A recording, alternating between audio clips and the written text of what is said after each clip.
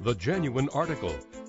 Discussion and commentary based on articles from JACC.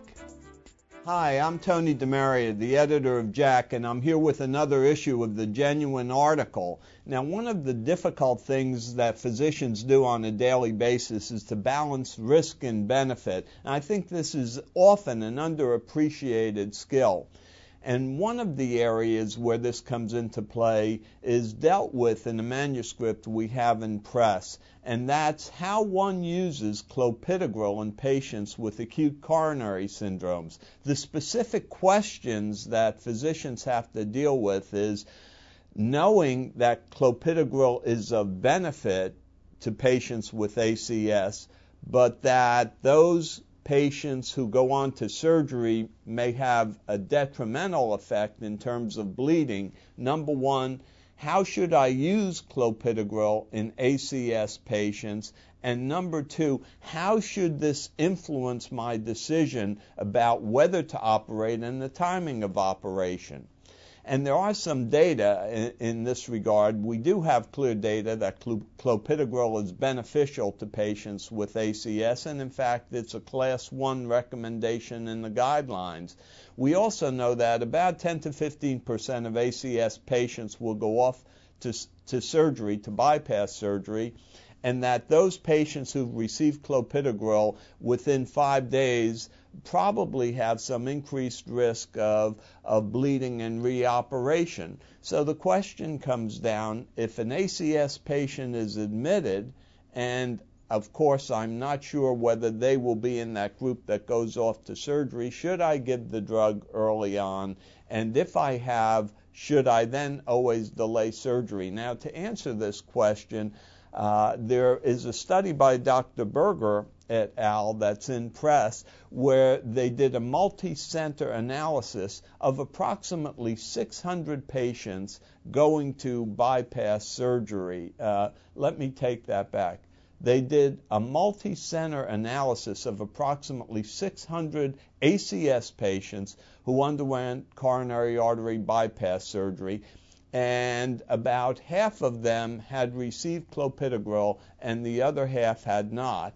And then they compared the outcome in these patients. Now, what they found was that those patients who had received clopidogrel within 5 days clearly had more reoperations, had more major bleeds, and had a longer length of stay.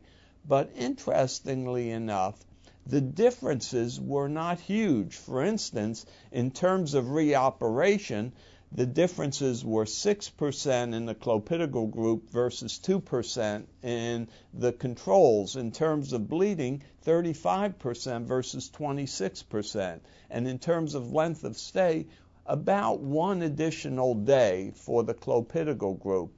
So that it was impressive that the majority of patients who received clopidogrel had neither reoperation nor bleeding, and that if surgery was really indicated, that it could be taken with a reasonable risk.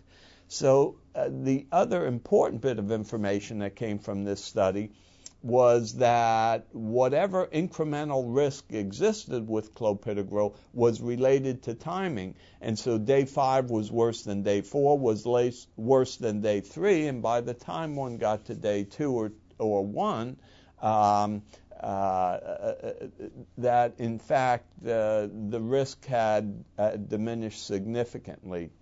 So what can we conclude from this study? Well, I think physicians are often confronted with the decision of whether or not to use clopidogrel in the ACS patients, and if they have, whether or not to delay that surgery. I would say, all things being equal, clearly one should delay surgery for at least 5 days after the administration of clopidogrel if you can. Having said that, if the patient has indications for surgery, particularly for urgent surgery, I think that the best judgment of a physician can come into play and say that the risk is offset by the benefit. For the Genuine Article, this is Tony DeMaria.